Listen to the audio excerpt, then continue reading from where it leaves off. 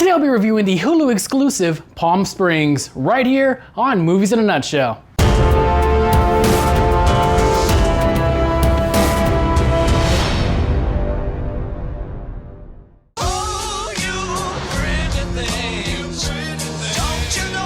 I can't keep waking up in here. Everything that we are doing is meaningless. I hope it's not all meaningless. At least you have each other. Nothing worse than going through this shit alone. Stop! There's a bomb in the cake. Don't worry, I used to be a bomb guy. Stand back! Oh my God! Let me make it plain. Gotta make way for It's gonna be a beautiful wedding.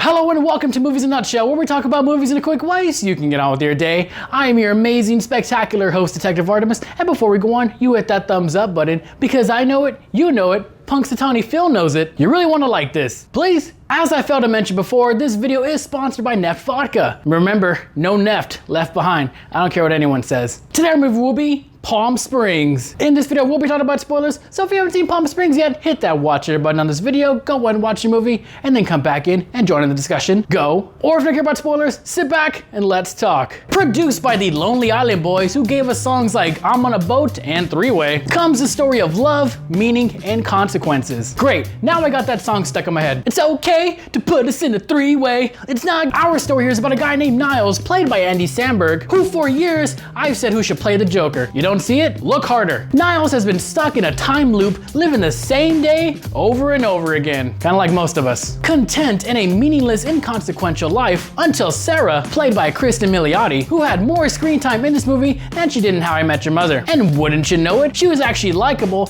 and her chemistry with Nyles wasn't as forced as it was with Ted. Yes, offense. She gets trapped in the time loop vortex despite Nyles telling her not to go in. But she does, and now they're both stuck together. Things are going good for a while until we find out that Sarah has a dark past, and every time the day resets, she is reminded of it, and it drives her crazy. Meanwhile, Nyles is falling in love with her and wants her to stay forever, living the perfect day. But she wants out and to move on with their life and letting the past go. So they become opposite forces for a while. We've seen the time loop plot in movies before, like Edge of Tomorrow, Happy Death Day, and the most perfect movie of all time, Groundhog Day. Don't even at me. Obviously, the movie takes heavy inspiration from the latter, but there are differences that I like and make it distinguishable. Here, the movie starts off with Nyles already balls deep in the time loop, so he already knows everything. It isn't until Sarah gets stuck in the time loop where the audience is navigated with the movie rules. This is pretty much her story. There is also another person stuck with them in the time loop, and his name is Roy, played by the awesome J.K. Rowling. J.K., I meant J.K. Simmons. He got stuck there before Sarah, but after a while he started to hate Nyles for getting him stuck there, so he pretty much goes out and kills him many times as an act of revenge. He pretty much serves as the antagonist. Also, Veronica from Riverdale is in this movie, but she has very little lines, which is probably the way it should be in everything. The movie ends when Sarah uses her time loop to become an expert in quantum physics. How? By YouTube and Google. What is the goddamn point of school? And speaking to professionals only to learn that the best way to get themselves out of the time loop is to just blow themselves up in the time loop. That seems like a very easy solution. That must mean Michael Bay is a master of quantum physics.